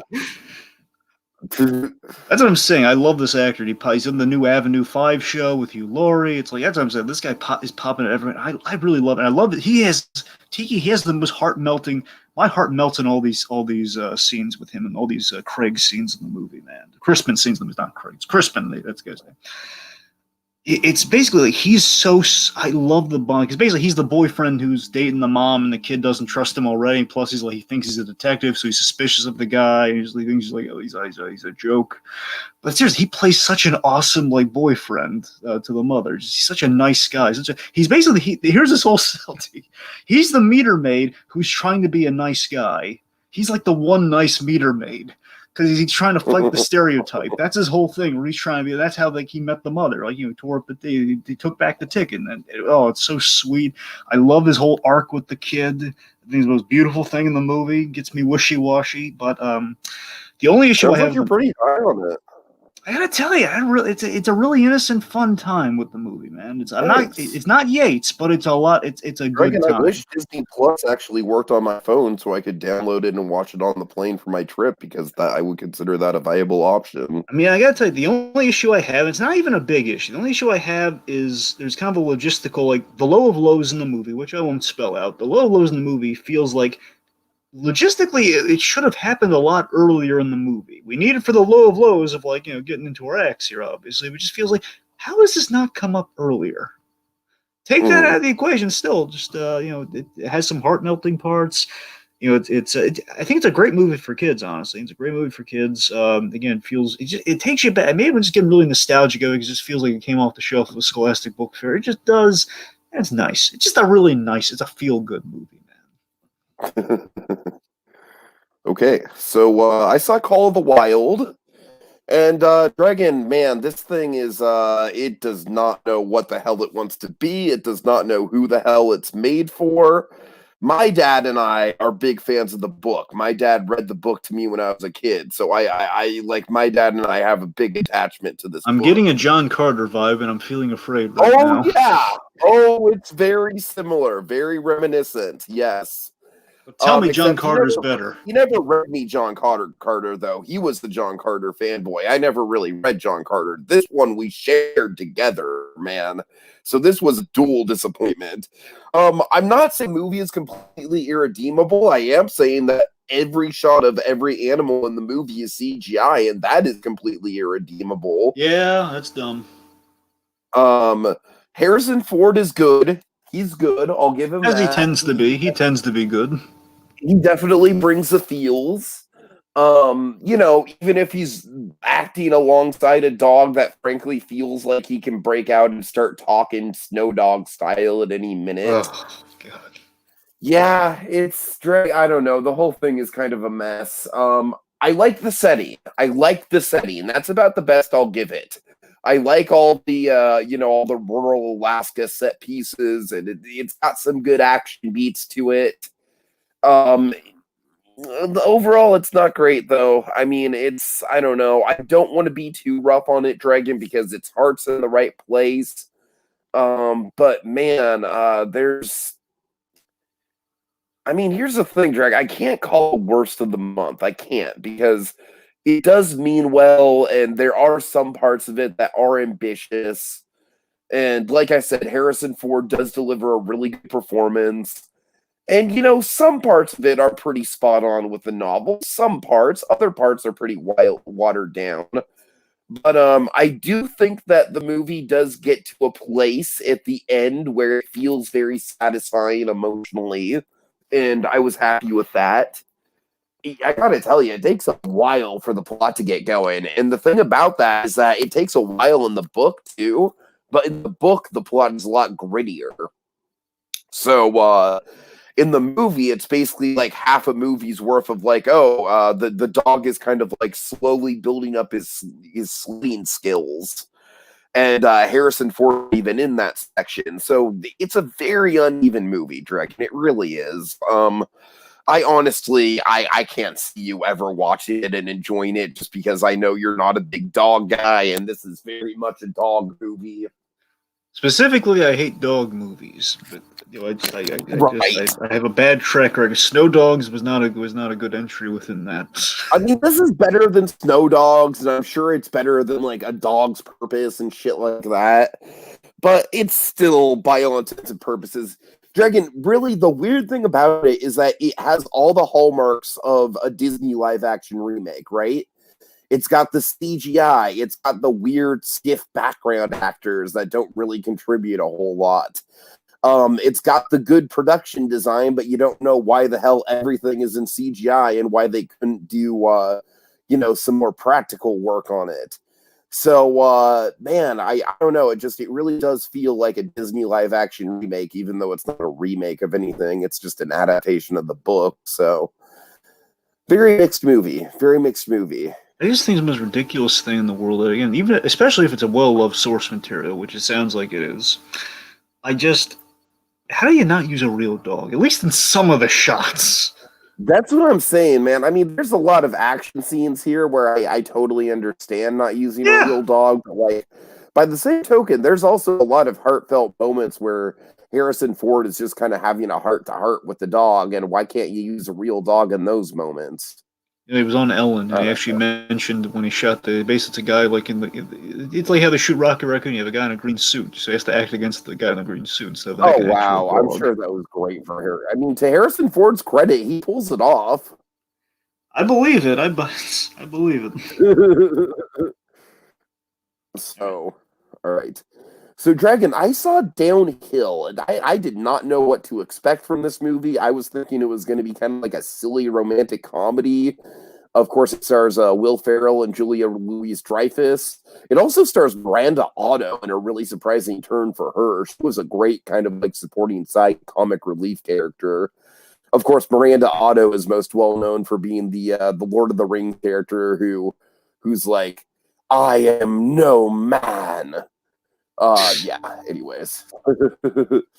But Dragon, I gotta tell you, the Rotten Tomato scores on this thing are off, man. I don't know. This is based on a Swedish movie, and the Swedish movie is better. I've seen the Swedish movie, and I can clarify that. But Dragon, you know why I like this movie and why it might be among the best movies that I've seen this month is just Will Ferrell. I mean, Will Ferrell is a treasure when he does dramatic acting with a tinge of comedy, and that's exactly what this is. This movie is basically like, like a more realistic version of dopey Will Ferrell and what the consequences of dopey Will Ferrell being dopey Will Ferrell would be. And I gotta tell you, Dragon, it's a great kind of psychological examination. Julia Louis-Dreyfus also has a great role. She's very cold and very disconnected from her husband after the event. Of course, the sell of this is that basically it's not a spoiler because it happens very early on in the movie. There's, Will Ferrell and Julia Louis-Dreyfus. They play very ritzy upper-class parents taking their kids to a ski resort. And very early into the movie, when they're having breakfast on on a porch, they see a controlled avalanche, quote unquote controlled, that ultimately kind of swallows up the whole porch, and everything's fine except for Will Ferrell, in all his dopey cowardness, decided to run away right as the avalanche was coming for his family. Just leaving his family there. And the whole rest of the movie kind of just like plays with, the repercussions of that one moment. And Dragon, I gotta tell you, it's kind of Better Call Saul-esque in the way that it does that, in the way that it kind of has like these moments of just kind of like building tension. I think you would get a kick out of this. I really do. I wanted to see this, Tiki. Believe me, I saw again I think Jimmy Kimmel premiered this thing. The trial it was the very first time, at least it was kind of publicly premiered there, like a surprise event. Sort of I mean, it came out. It made no waves at the box office. Critics pretty much hated it just because they didn't think it was as artsy as the Swedish movie. We'll talk about the Swedish movie. I actually think I might prefer this over the Swedish movie. We'll get into reasons why. So yeah, this was honestly a big surprise for me, Dragon. It really was. And, it has a really good sell. I just love that premise of yeah. Great. It was kind of fun. It's kind of like a blending of. I'm sorry, go on. No, go ahead. Go ahead. It seems like a blending of you have these two movies by each of them. So Julie Louis-Dreyfus did the movie called Enough Said, which is kind of like in the wheelhouse of something like this, where it's funny, but it's kind of like a real, like a grounded emotional thing. Where it's her falling for James Gandolfini, but she essentially she falls for James Gandolfini and have a really nice relationship. Then she finds out, oh God, I'm friends with his ex-wife, but she doesn't know that. She doesn't know this. Oh God. And Will Ferrell, of course, you look at Stranger in Fiction again, looking kind of like the dopey it's fun very Will Ferrell, Stranger than Fiction-esque. I mean, without the high concept. but no pun. Well, a little bit of a pun intended. It feels like a marriage of those two kind of types of movies that they have done, and kind of melded together. Where we're kind of examining that relationship. There, I just love as you kind of put it earlier. It makes me want to see the movie even more. It's like Will Ferrell being called on one of his dopey bits. Exactly. Genius. Oh God, this movie! I was already sold this movie from the trailer, man. Dragon, Will Ferrell is the reason. I'm not even going to beat around the bush. Will Ferrell is the reason why I think I prefer this movie over the Swedish version. The Swedish version is more self-serious. It's definitely less of a dark comedy. Well, it is a dark comedy, but it's a very dark comedy. This one is not afraid to play it a little lighter. Like, for example, Miranda Otto character isn't really in the Swedish version, and she's kind of delightful. She's just kind of like this ditzy, like, she's the woman who owns the resort, and she's kind of like this ditzy and goes around and gives tours and is very, very much a free love sort of person, if you know what I mean. Right. And that leads to kind of some awkward situations. I don't know, Dragon. Just overall, this was I am one of those people where I very much like when movies are able to surprise me. This feels like a Crazy Stupid Love or something like that, where I go in and I don't really expect anything out of it whatsoever, and ultimately, from the first shots with the the avalanche against the kind of like the children's choir of music. This thing's got a tone to it, man. It's got an identity to it, and I dig it. I'm envious, man. It sounds great. I mean, I'm not gonna say I'm like in love with it the same way I'm in love with the art of self-defense, but I will very much champion it, Dragon. I will. I feel like I'm one of the few people on the planet that actually got something out of this movie. Cool. Right. Let's see. So next up, that's it for February 2020. What do you know? Yeah. All right. So let's go into catch-up mode, Dragon. What do we got first? Well, you and I both saw Honey Boy finally. It's on Amazon. It's an Amazon production. Took them long enough. I know, right? Seriously. It was an ordeal for me to see this movie. So, Dragon, this movie is very imperfect, but I respect the heck out of it as a personal project, man. I really do. Yeah, it's kind of like this. It's very much a cathartic kind of therapy piece for Shia LaBeouf from Shia LaBeouf's Rehab, of course, and he plays his own father very well. Definitely easily the best performance I've seen from Shia so far. Easily, I mean, what I've seen of him, sure. I don't know. I mean, I like him in Peanut Butter Falcon quite a bit, but this is another level, man. I don't know. Oh man, just the way that his father just takes these these tiny subtle jabs at the kid throughout the movie, sometimes without even realizing what he's doing, other times very intentionally, knowing what he's doing and how it's affecting the kid. Dragon, I gotta tell you, man, I was really affected by this performance. I really I mean, was. he does some such cruel things to this kid, man. That's It's what I'm horrible. saying, man. I do love how we start the whole thing with a pie in the face. I love the kind of the over the top symbolism of the rodeo Well, clown before the too. pie, we start things with a classic Shia LaBeouf. No, no, no, no, no, no, no, no, no, no. Which is great. So basically, okay, so the setup a little bit here. So basically, he's playing his own father. Again, definitely a passion project, but they have to change a few details for legal reasons. For example, we see the other side of the Transformers scene, where we hear the sounds. That's the first thing we hear in the movie. We hear like the really Transformers, and then the whole no no no no no no as he's flung all across there. So we get a little bit of that, but of course, yeah, we have to change that. We also have to change his name for legal reasons. Again, for his father to agree to use his likeness. Of course, that's why it's like Lort instead of LaBeouf. But yeah, it's just his father, just such such a horrible guy. And I gotta tell you, what really got me. And again, I hear this movie's really on the money, but then again, I'm sure some things were probably kind of like made a little bit for dramatic effect, kind of storytelling of it all. It's just a horrible thought that this is what Shia LaBeouf went through when he was working on Even Stevens. That thought just made me feel so dirty. Like, Right, oh no, right, it was totally. Even Stevens. You, Christy Carlson Romano. How could it be this dark? How could it have been this awful? No.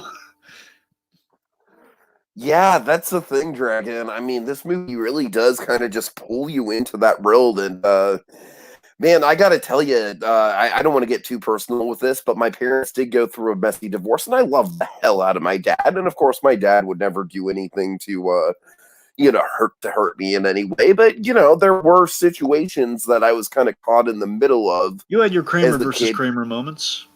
Yeah, exactly. So this movie kind of reopened some scars when it came to that, man. It really did. Yeah, I'd imagine.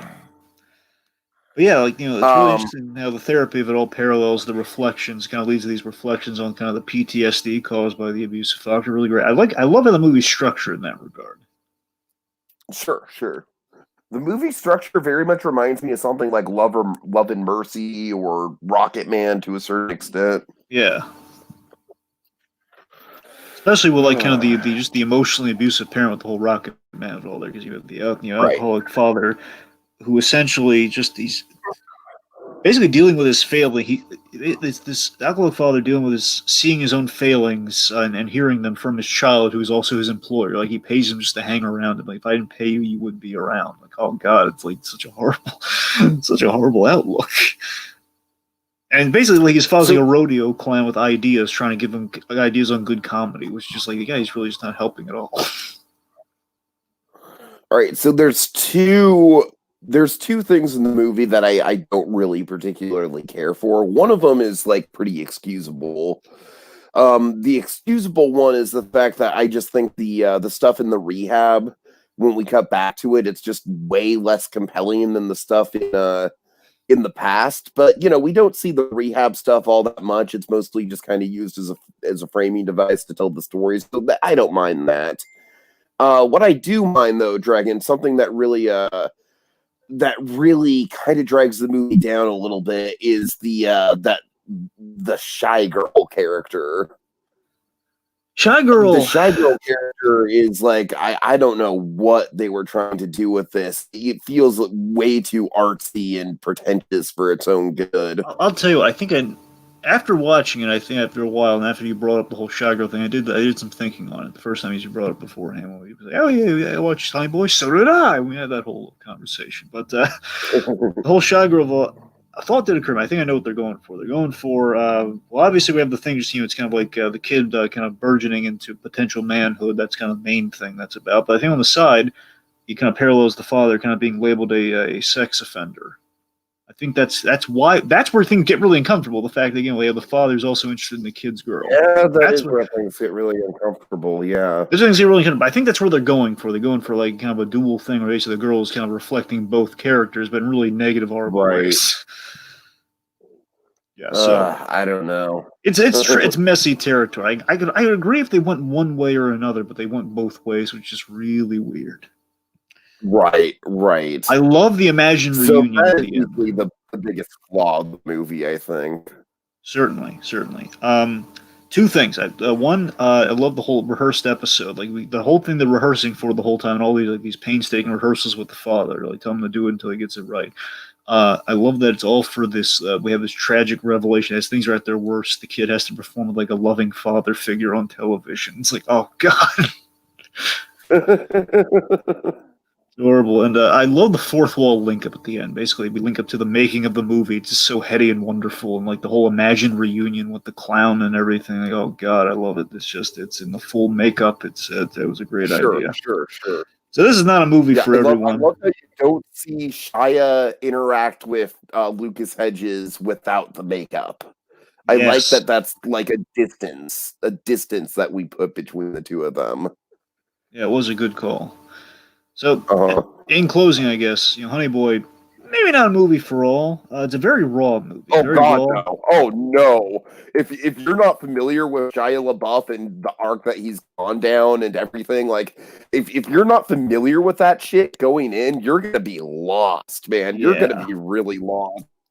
But like I said, Dragon, I respect the heck out of this movie as a passion project and as a personal therapy project, but I mean, by no means is it mainstream entertainment, and it's not meant to be mainstream entertainment. It's kind of the opposite of that. It's very personal. Yeah, it's very interesting though. That's the thing. It's very raw and interesting. It's the best I can really say for it. Okay. And man, I am looking forward to seeing what Shia does in the future, man. Shia, to me, is a really exciting class of actor. I'm really excited. Yes. He had a good 2019. We'll see if he can keep it up. We'll see. All right. So, Dragon, what's your mystery movie? This is a big one for you. Oh, no. Okay. It's Love and Mercy. Oh, okay. Nice. Very coincidental. When you brought it up, I was like, oh God, what do you know? So it's Love and Mercy. So this was, of course, the Brian Wilson biopic from the Beach Boys. That guy, yeah. So, of course, overall, Love breaking Mercy. News, Dragon, if you want to hear it. Okay. Do you want the breaking news? I'm sorry, I don't mean to interrupt you. Sure, breaking news. What do you got? Okay, breaking news. There's a Maggie Simpson short that's going to be playing in front of Onward. Okay, two things. Okay, one. Pixar short, but a Maggie Simpson short. Okay, two things. One, when you said breaking news, I thought you meant breaking news in relation to Love and Mercy. No, I'm just saying, like, this is a movie. Part of the show is movie news. You're right. I'm just saying I was a little thrown off by it. If we got this news before we went live on air, we would have talked about it in the news segment. So you're right. Secondly, though, just to react to the news itself, say what? Yeah, I'm not thrilled. I'm not thrilled with that news. Correct me if I'm wrong, but didn't we just straight up not have a short in front of Toy Story 4 or something like that? Give me a second. No, we didn't have a short in front of Toy Story 4. Yeah, not a good pattern, guys. Not a good pattern. Well, you gotta remember, sometimes they're, Oh, God, and then there was Olaf's Frozen Adventure. Oh, man. Yeah, but again, that's more corporate meddling than it is Pixar. We'll make that. You're right. Sometimes they don't have a short, or sometimes they're in like this weird bargaining place where, to an extent, studio meddling as well. Exactly. Yeah. So. What would be really cool though is if we got a Simpsons short with like Pixar quality CG animation. Oh God, that would okay. Now my attention, that would garner my attention. Right. Anyways, it's like, yeah, they got me. I gotta watch it. Anyway, so back to Love and Mercy. So Love and Mercy. So overall, my thoughts. I like this movie. I'm not gaga for it, but I did like it. Though. I I'm thought it was a not good movie. really over the moon about it either, Dragon. It's just like as a Beach Boys fan, it's really cool to have this. 'Cause I like the Beach Boys. I'm not a huge Beach Boy guy. I like their songs. Just I'm not. Uh-huh. That's the thing. But the odd You're thing is not that like up and up like, oh man, Pet Sounds is like the best album ever. that's what I'm saying. That's a little, let me put it this way. I don't really know the It album is, names. That's what I'm saying, man. I'm not that into it at all. But I mean, the obviously, only album name you need to know is Pet Sounds, maybe Smile, I guess. that's what I'm saying. Like, so primarily the Beach Boys. Like, am I familiar with the Beach Boys? Like, I remember, like, I think maybe the first time I was ever introduced to the idea, like, there are all these songs you hear on the radio are under a kind of a group's name. Were like Home Improvement way back when. It's like, oh god, the Beach Boys are Wilson's cousins. All the Wilsons. Right. That whole thing, like the Wilson was related to the Beach Boys on Home Improvement. I thought it was such like an adorable joke. And basically, they had the Beach Boys live sing a bunch of their songs, like a cappella, and like basically Tim Allen just kind of get them to sing all the car songs that they did, and it was always funny. Anyway, so point being, like, it's not like I always have these realizations with band things where, like, like the Bohemian Rhapsody, where I kind of realize, like, oh god, all the great songs were all Queen songs. What do you know? It's kind of like could have had a V8 realization, like, oh god, there's all Queen songs, like, something like that. Elton John not kind of being an outlier, because we all know Elton John, his songs. Like, that one's pretty straightforward. Anyway. So a point being, so this is, of course, I was the thing that impressed me most about this movie. Paul Dano and John Cusack. I thought the casting of them was brilliant, and I love how I love how they look just like each other. I could absolutely buy that John Cusack is the older Paul Dano. I love that. Sure.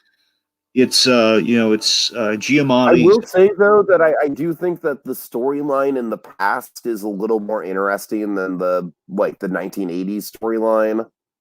It is. You're right about that. I don't mind it though. Still like the '80s one, but the '80s one is really heart wrenching. But you're right though. The more interesting stuff is in the '60s. But speaking of which, so the heart wrenching stuff, Giamatti, man, chilling as this very manipulative doctor and guardian. To Brian Wilson. He's just, oh god, like the whole burger thing, man. God. So that's the burger and the whole matzo ball soup of it all. That's what terrifies me. It's like, oh god, he's just won't even give him the matzo ball soup, and he's just basically making a zombified, Brian Wilson write songs. It's like, oh god, it's so wrong. I mean, I really love the parallel between the abusive father Brian Wilson to Dr. Landy and that whole like that. That's what I really liked about the two running narratives. That's where they really linked up with things for me. There, I think, okay, that's a really great option. That's a really great pull. In fact, pull. He has partial hearing loss because his father hit him so many times. Really chilling stuff. And basically, the movie seems to be it's about healing through kindness. That seems to be the ultimate moral of the piece. It's about this really kind of gifted guy in Brian Wilson who can kind of have like a lot of the joy just kind of beaten out of him. He couldn't quite fully kind of enjoy life in that respect.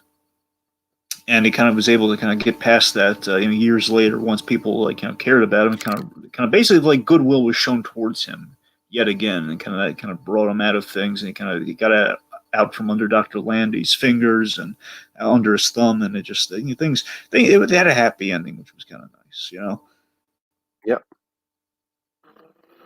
Okay, so I saw a movie that you really have been wanting me to see for a long time. Last Movie Star, Dragon. It's good. It's very heartfelt. It's got an interesting story to it and everything. I'm not over the moon about it. I don't really, I don't know, man. I don't really know what the big deal is about it, honestly. I mean, in terms of I guess the big deal is that it's very meta, being Burt Reynolds' last movie and it being kind of like a road trip movie of, kind of celebrating his career and everything like that. I gotta tell you, Dragon, just as a road trip movie, it's kind of like a decent 7 out of 10. It's like I don't hate it by any means. I enjoyed it. It's got solid characters, but this isn't going to be a movie I'm going to be seeking to revisit anytime soon. I don't know. I think you might have overhyped it a little bit. I think that might be part of the issue. What about the third act, though? The whole speech about him kind of looking at his own movie, his life as a movie. I mean, I'm not that much of a sucker for big third act speeches, Dragon. I don't know what to tell you. Oh well. Well, I mean, I'll still now you know how I feel, motherfucker. So you mean? I'm sorry, I'm just kidding. No, but seriously, I mean, it's really nice. Like, you know, the girl in the footage in the black and white thing he was kissing the girl. That's like the woman from the retirement home. That is the same girl he kissed in that footage. You know, it's like, I don't know. It's like a lot of really great nods to Burt Reynolds. They put him they put him in the past with himself, which is really what, cool. Dragon? I think maybe it just comes down to the fact that I haven't really watched a ton of Burt Reynolds movies. I'm sure a lot of this stuff is probably going over my head. I mean, this movie was not made for me, Dragon. It wasn't. All right, it really wasn't. Well, still, at the end of the day, I still like 40 years from now, whenever we get the movie that's a celebration of Ryan Gosling's legacy, I'll be down for that. Sure.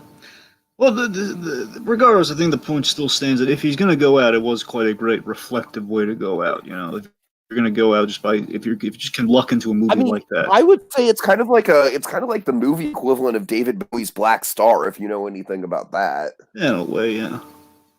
All right. So Shaft 2019, Dragon. What do you got? Shaft. Okay, no, anyway, so so yes. Oh god. Damn right. Okay, so Shaft, of course, the 2019 Shaft. Essentially, this is a fun blend of all the Shaft movies in a way. So you have three generations of Shaft. We have J.J. Shaft, who essentially is kind of the third generation Shaft, the grandson of the original, where he is. Jesse T. Usher plays this character, and Tiki, we know him from something. Do we? Yes, he's A-Train from The Boys. Oh God, that douche. Yeah, I gotta be honest though. He grows on you, but you know, maybe not. I don't know. He didn't really. The whole point of the movie is that he's not supposed to wow you as a Shaft, as the descendant of Shaft. That's kind of the point of the movie. Okay. So in that respect, I think he's well cast. But in the other respect, like I'm thinking, like the son of Shaft. Basically, the son of Shaft. You have three guys named Shaft in the family. John Shaft all throughout the line. So. Essentially, the premise of the movie, and this is Tim Story directed this, by the way, the director of the Fantastic Four movies. And again, I thought he brought a lot of fun to this movie. It's not a deep movie. Speaking of weird directors, do you know who directed Call of the Wild? Please tell me. Chris Sanders, of all people. Oh, are you kidding me? Yeah, that Chris Sanders. Well, that explains why I saw a thing pop up where it was like someone was celebrating Chris Sanders' work recently. That must be why. Yeah. Of course, Chris Sanders made one of the, if not one of the best Disney movies ever, definitely one of the ones that resonates with me on a very deep emotional level. But I digress. Anyway, so yeah, Tim Story, he did this one. Brought a lot of fun to it. Basically, it's kind of this. It's like, what if Cool skipped a generation in the Shaft family? That's kind of what we have here, where it's like we need. So I gotta say, that's kind of a fun premise. So essentially, we have Sam Jackson, and here's the thing: in the Shaft franchise, you have Richard Roundtree, who's the original Shaft. That's kind of the one with the theme song. That's I don't care anyone says that's the real Shaft. Okay, then you have Sam Jackson, basically John Singleton, who unfortunately passed away last year. John Singleton, he did kind of a little bit more of a detective movie with Shaft, and that stars Samuel L. Jackson. And this is kind of the one that follows that one, where again they're a little loosey goosey. Where basically they did a thing where like Sam Jackson wasn't like the son of that Shaft, but that Shaft was like as long as the point they threw the rules out the window and said, okay, what there's like all like the three like direct, very simple generations. They have son, the father, and the grandfather. It's really simple, really good. It was a good call. Anyway, so it's what if Sam Jackson he brought too much danger into his family. So basically, his girlfriend at the time, I want to say his wife, maybe I don't know, I forget what the relation was. The point being, his girlfriend who had a baby with him, she took the baby, who was JJ, and left him because basically she got in the middle of a shootout. This is too dangerous to raise a kid in, so they kind of split. So John Shaft was very much kind of a very absentee father. Not through his own volition, but he never really made an active attempt to reach out after that. So he kept a distance from his son. So therefore, his son grows up a little bit more in the influence of the mother than the father, so the Cool skips a generation. And basically, JJ wants to get justice for his friend who was killed in the movie, and he needs again. He's an FBI analyst. He's an analyst. He's not the physical kind of awesome specimen that is Shaft. So he needs his father's help. which brings Sam Jackson to the piece. And of course, it's classic Sam Jackson buddy comedy at its finest. In this case, father-son buddy comedy, which is funny. That's a movie in itself. And again, it's just a lot of next generation story of an icon by you, kind of Tim Story's spin on that sort of thing. It's kind of the best way to sum it up. But things really get good in the third act. Okay. Yes, forgettable villain. It's not really the movie's not the deepest thing ever, but then again, it's a Shaft movie, so what can you really expect that much? It's basically Shaft. It's not a Batman movie, Dragon. I'm not going in expecting Shakespeare with the villains here. You're right. That's what I'm saying. I mean, again, Shaft is just basically it's a good time and kind of a blaxploitation fun fest. That's kind of what you're expecting with Shaft. And here we have a lot more than that we had in the John Singleton version. John Singleton was clever. Wasn't quite blaxploitation. It wasn't like it was basically didn't have like the Shaft like didn't really go that like they weren't wearing the coats all through it. Anyway, the point being, third act's the best part of the movie because Richard Roundtree comes into play in the third act. Man, oh my God, Richard Roundtree, he's the best Shaft out of the whole bunch. He's awesome. He has so many great bits. It's so cool. Nice. And it's like, oh, guys, back in the cell. Keep it short. He was really cool. And then basically by the end, like all three of them are like they're all wearing that. It's a lot of fun. All right, it's like the three generations of Shaft all working together. It's really cool, and it's pure blaxploitation magic, and it's I hear a lot of people aren't thrilled with the movie. It's just fun entertainment, man. That's all it is. It's just nothing but fun. All right, cool. Sounds like it's kind of on the same quality as like the A-Team movie or something like that. Yeah, that's a good way of putting it. Maybe not as bombastic with the action, but maybe a rung under the A-Team movie, sure. Okay. All right, so Dragon, I saw Force Majeure, which is the Swedish film that inspired Downhill. And I gotta tell you, Dragon, just as an ultra swine that I am, I think I prefer Downhill. Of course, mainly for the star power of it all with Will Ferrell and Julia Louis-Dreyfus. Like, I really, like you said, I love the sell of Will Ferrell, basically a Will Ferrell goof kind of being the catalyst for a big relationship drama. I love all that. The acting in this one is really good.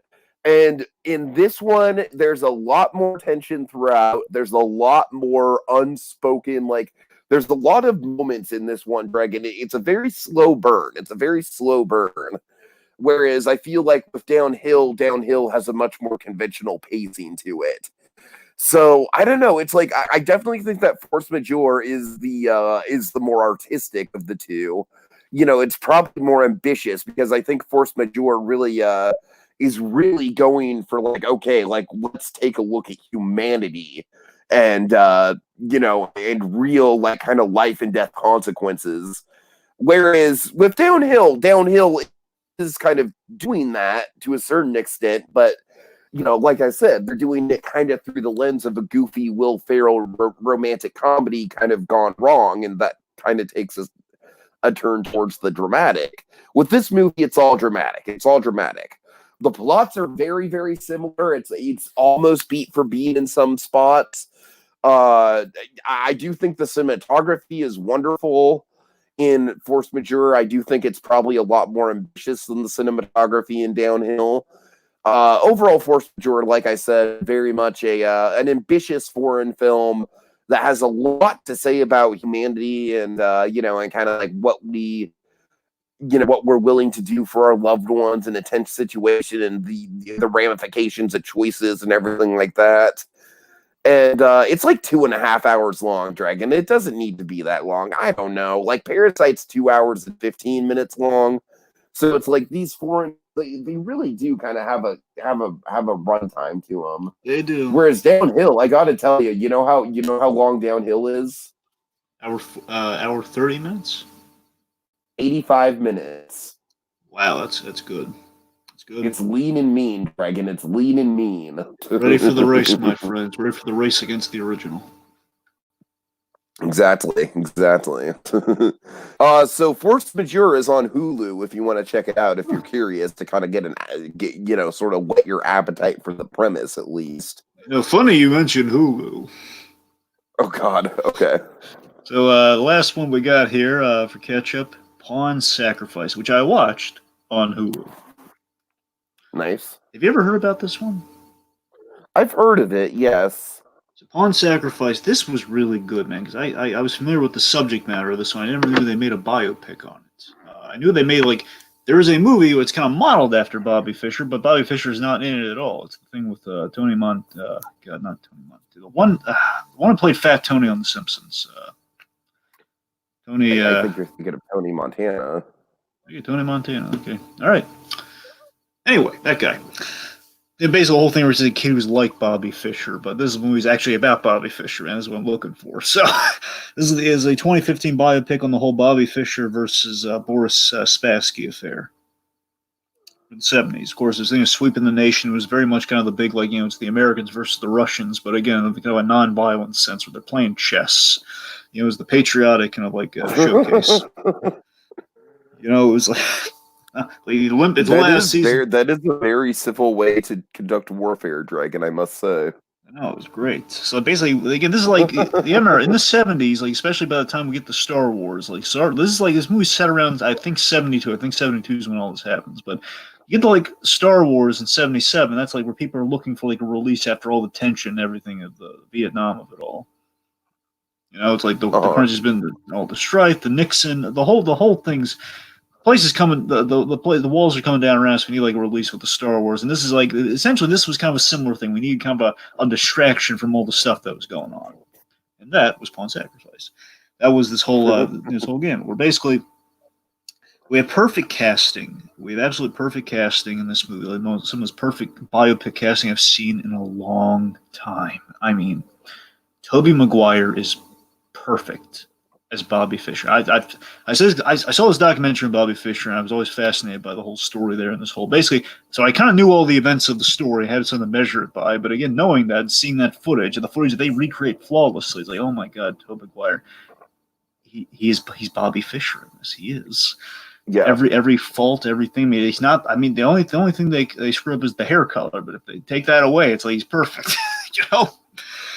And Liv Schreiber plays Boris Spassky. He speaks Russian the entire movie. He's great. Liv Schreiber is always great. Again, my pick for Norman Osborn if we ever bring a Norman Osborn into the MCU. And Michael Strelberg. Good old Michael Strelberg. We love Strelberg. Shape of Water, and it's. Yeah. Sure. Good jobs, yeah. So he plays the lawyer. Name as well. Yes, that's the. Yes. Should have gone with that one, but yes. And that's the thing. He plays the lawyer. He plays the lawyer. Basically, the guy who's arranging the whole meeting, the whole thing. And he's basically getting all of Bobby Fischer's accommodations ready and everything, negotiating all his ridiculous terms. Because essentially, Bobby Fischer, he was increasingly paranoid, and the whole thing of Fischer is that we're in this movie really gets into Bobby Fischer's mind. And of course, his mind is chock full of paranoia and just. I love how we have some potential origins for the paranoia here. Like, he's very anti-Russian. He's very much a patriot to the point where later in life it's going to really bite him in the butt. Where again it gets like essentially gets banned from the U.S. almost. Essentially, it's more just the paranoia there.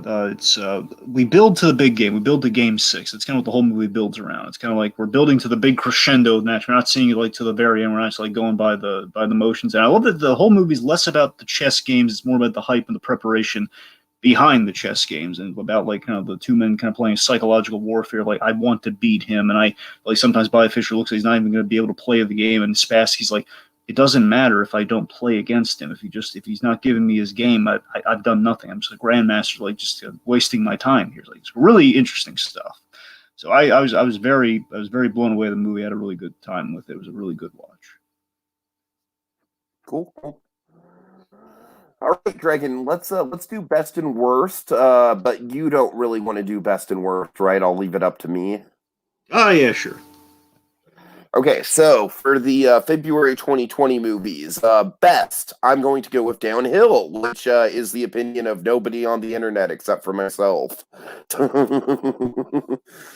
Worst, Dragon, like Call of the Wild has some wonky parts to it, but it's also got some of that Chris Sanders heart, and Harrison Ford kind of elevates it. So it's not a terrible movie, but I'm going to go with Birds of Prey as the worst. And Jim Carrey kind of elevates Sonic as well, so. Yeah, I believe it. All right, and then here's the one you're not going to be happy about, Dragon. You ready? So, Ketchup. Best, let's see. Best, I'm probably going to go with Honey Boy, just because it was a really, really bold movie. A lot of it stuck out, very emotionally resonant to me, kind of brought me back to that kind of early childhood place with the divorce and everything. Just Shia is a revolution performance. It's not a perfect movie, but it's a very, very personal movie, and I respect the heck out of it. Worst. Dragon, I'm sorry, I can't honestly say that I enjoyed Last Movie Star more than Force Majeure. All right. So let's just say the third best. All right, like if we're ranking the top three, I don't know. All right. I don't want to call Last Movie Star the worst, man. I really don't. What I'm saying, we struck it good with the ketchup. Let's just leave it at that, all right? We struck it okay with the ketchup. All right, so Dragon, coming up soon, coming attractions.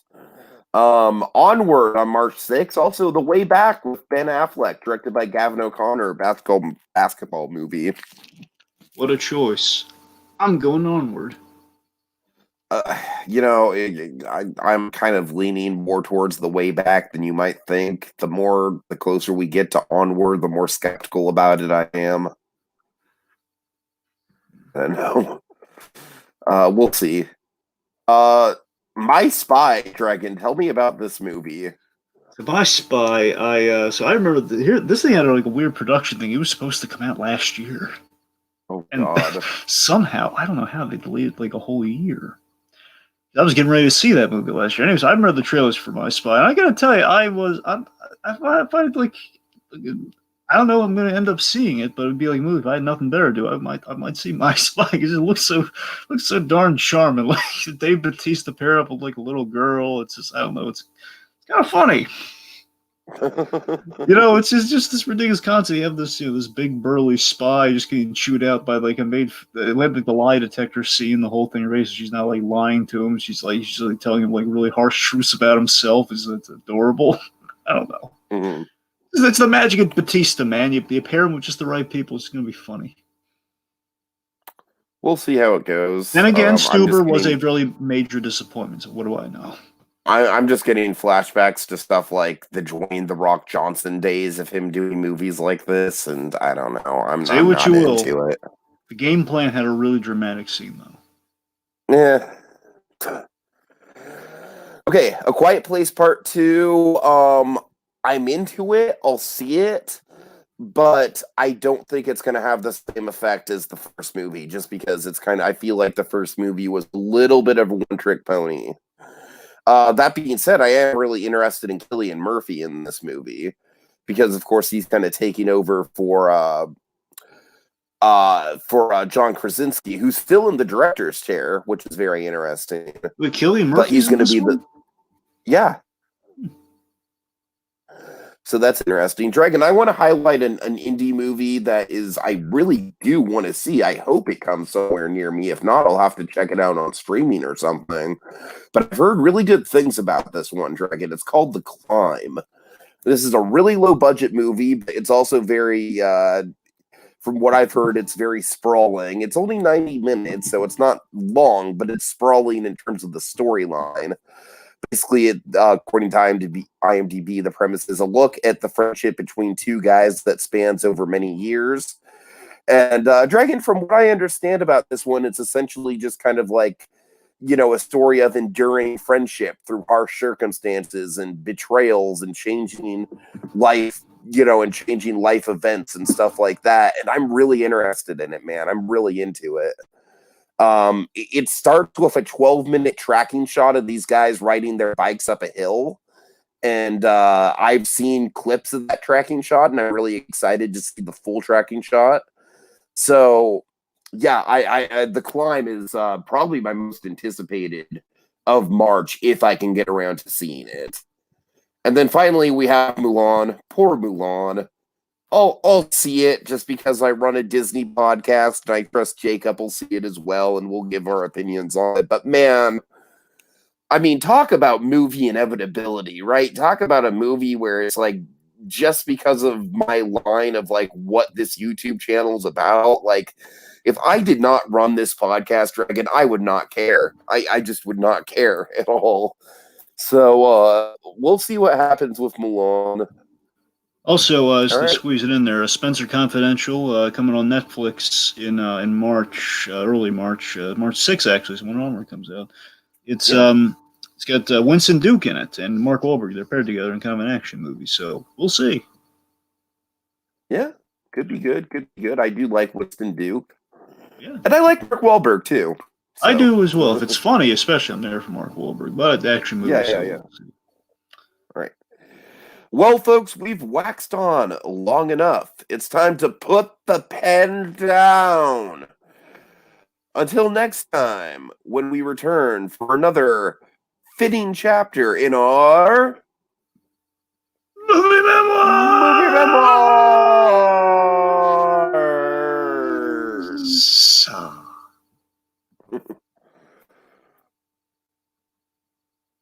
Dopey Will Ferrell. Supersonic.